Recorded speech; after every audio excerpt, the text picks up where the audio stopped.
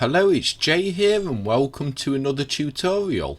Today we're carrying on with the enemy AI and we're going to get a few little things in place before we continue. So with that said, let's come right to the top here and we're going to create a variable. It can be of type private and we want transform and we'll call this _player and we'll close the line off. And we'll put it into the comments, so we'll say naming convention of player's position. And that's what we're going to use this variable for, to get the player's position within this script. So now we'll come into the void start, and what we'll do is say game object with capital G, and we'll give this game object a name. So we'll put _player game object. And this is going to be equal to, and again we'll say game object dot, and we want to use the find game object with tag. Now make sure that it is the singular, not the plural here. And then we'll open and close brackets, we'll close the line off. And we'll come inside the brackets and we'll put in player. Now, if you remember, if I come to the main level scene, on our FPS controller, we've assigned it a tag of player. So what we're doing in this line of code is we're saying a game object which we're giving this naming convention to, and we want it to be equal to, and then we want to find the game object with tag of player. So we'll put this into the comment, so we'll say find game object with tag of player, and we'll come to the next line and we're going to say _player, this variable here, this transform,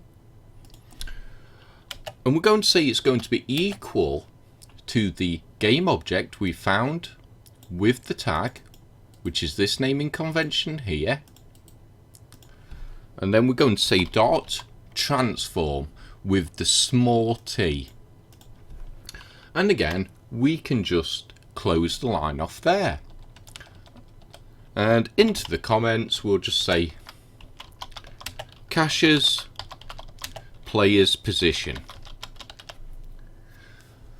and we'll just save that off for the moment. So if we come to these blocks here, there are going to be times where we're switching from one block to another based on the player's position, and now we've got the player's position within this variable, this naming convention here. And we'll be using that at a later date when we come to fill out these blocks. Now something else we need to do is we need to say type private, and this time we want character controller, and we'll say _enemy controller, and we'll close the line off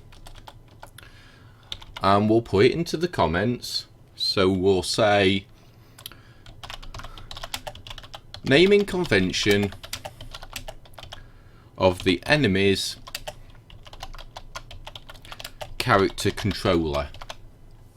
And again, I'll downsize this for a moment, and if we come to our enemy game object, if you remember when we set up this game object we attached a character controller. So we'll come back here and we'll just save that off for the moment. So the character controller is what we're going to use when we want the enemy to move.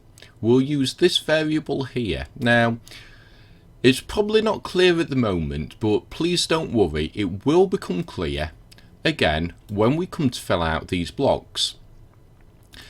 But for now we'll come to the void start again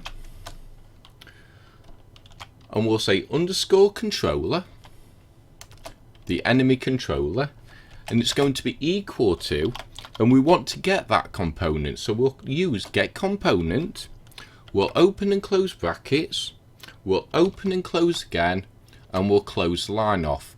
And please note what type of brackets I'm using here. And we'll come inside this first set of brackets, and again we'll say character controller, and we'll put this into the comments. So we'll say get the component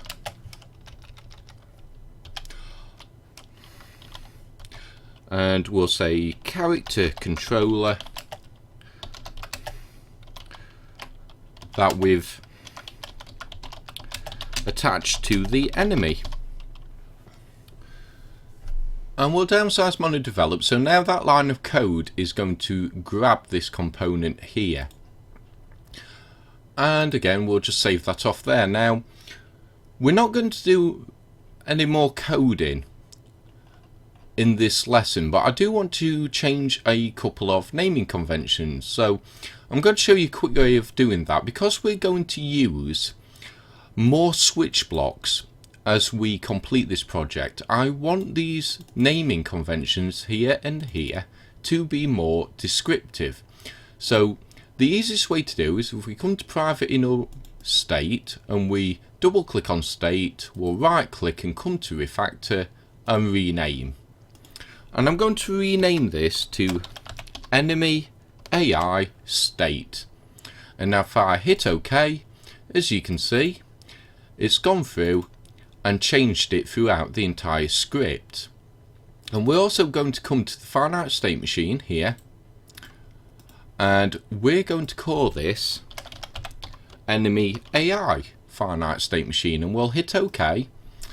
Now I'm just going to copy this here, and we're going to come down to the void on trigger and enter and exit. So the only place we need to change it is here, where we start and stop the core routine, and I'm just going to paste in our new name here. And as always, we'll bring the comments back into line and just tidy up our script. Again, we'll save this off and we'll leave it here for this lesson. So I hope you enjoyed it. I hope to see you next time, and until then, bye for now.